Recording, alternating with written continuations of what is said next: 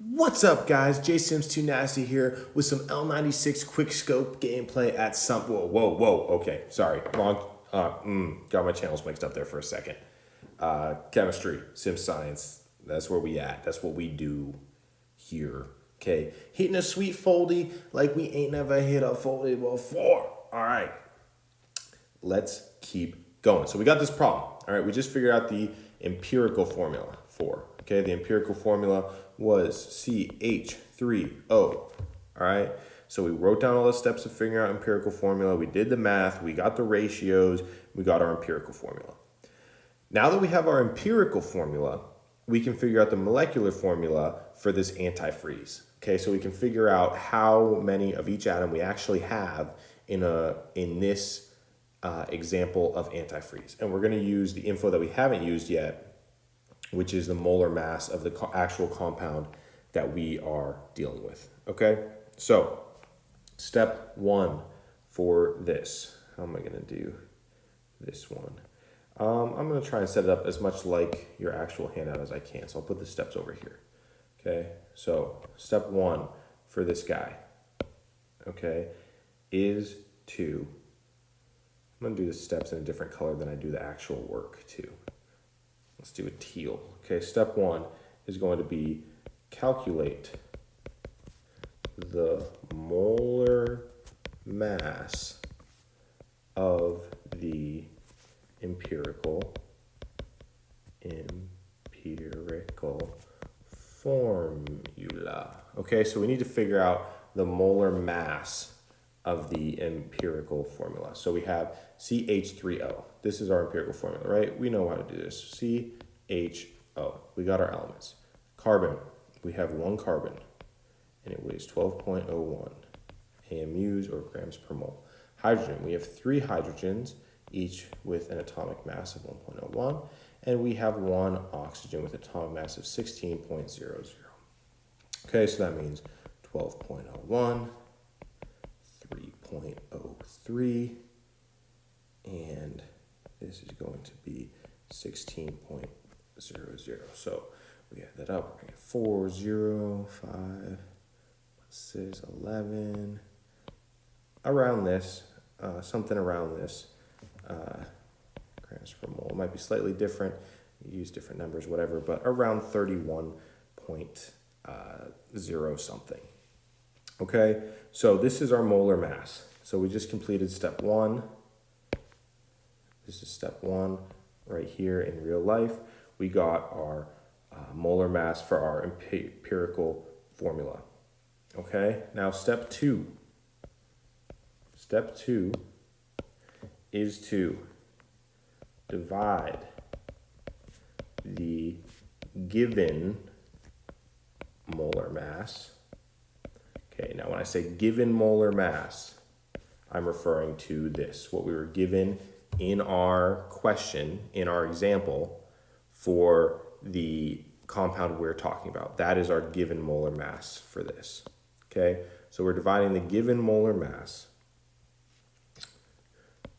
of the compound by the molar mass of the empirical formula. Okay, so what's that going to look like? Well, our given, as I just said, is 62.1 grams per mole. It's given in our equation, so our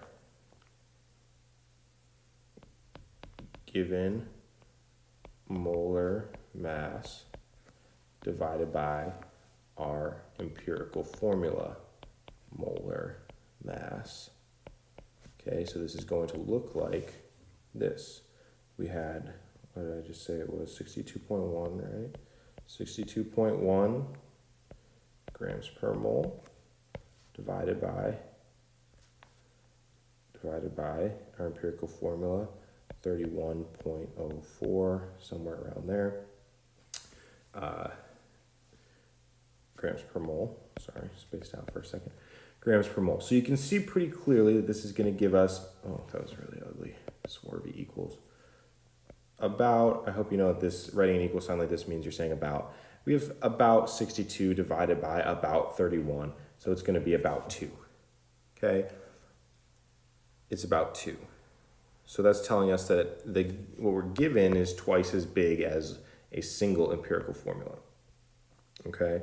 So what we just did was pretty much mostly step 2. Okay, talking about this stuff here. Now, the rounding is kind of what got over into where I'm writing I can't talk and write at the same time. I just wrote in where I'm writing the rules is what I was trying to say. Okay, so this is step 3, which is round to nearest whole number. Okay, so we would be slightly off of 2, but we're so close to 2 that's what we put. Okay, now the last step, I wrote it in the wrong color. Darn it. Teal. Round to nearest whole number. Now it's in teal. That's so sloppy. Why didn't I just erase it first? Everything's falling apart. It's kind of late at night for me. Okay. Now I'm just going to skip down here for rule number 4, which is you multiply the whole number, the number from step 3 through the empirical formula. Now, before you write that, you might want to consider changing the wording, because what do I mean by through? You might want to change this to something that makes more sense. I wrote it in the color again, and you don't always need a recipe to create a delicious meal. Okay, this should be in blue, so I'm just going to go like this, and now it's in blue. Teal. Oh my gosh. This is rough, guys. Thank you for being here for me during this, because it's getting ugly out here. Okay, so multiply the whole number, the number from step 3 through the empirical formula. So what do I mean by that? Well, let's, our empirical formula is CH3O, right? We already know this. Now, our whole number we just got is 2. Okay, 2. So our given molar mass is twice as big as the empirical formula molar mass. So that means I'm going to multiply this whole thing by 2. AKA, I'm going to multiply the subscripts each by 2. So that's why I said hold off on writing number 4. After understanding what I meant by it, now I want you to write it however you would understand it best. So this would become 2 times 1 is 2, 2 times 3 is 6, and 2 times 1 is 2. Okay, so this right here is my molecular formula. Okay, so the simplified version of this formula is CH3O. That's the lowest whole number ratio. That's our empirical formula. Okay, but the actual formula of this antifreeze, of this compound that we call antifreeze, is 2 carbons, 6 hydrogens, 2 oxygens. That's the real life molecular formula. And when you simplify the numbers, the subscripts down to their lowest whole number ratio, you get CH3O. So you can see here that we can divide everything by 2. For every 1 carbon, you have 3 hydrogens and you have 1 oxygen. For every 2 hydrogens, you have 1 carbon, 1 oxygen. That's the ratio. That's the empirical formula. This is the molecular formula. Okay. That's pretty much all that you need to know to fill out your sweet foldie. Yeah, so that should be done now. If you're still in class, look up and give me a wave, maybe a smile, maybe say that you love me or something. I could really use that. So whatever you feel. I hope nobody else watches these videos. Probably nobody should be watching these videos in the first place, but here we are. So yeah, we'll work on some more examples of this. Probably, I don't know when you're watching this. I don't know if it's Thursday right now. Valentine's Day is tomorrow. It's today, Valentine's Day. Maybe you're watching it at home tomorrow on Thursday. Maybe it's Friday. Maybe, I don't know.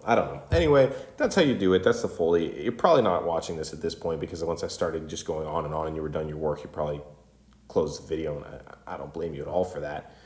But if you are still watching and listening to me, that means a lot and you're gonna get extra credit. So all I need you to do to get extra credit is clap twice, then do that thing where you cross your hands, hit your opposite elbows, come back up, backward high five, and do that twice. So, okay, if you do that, if you look at me and nail that, I'll give you extra credit.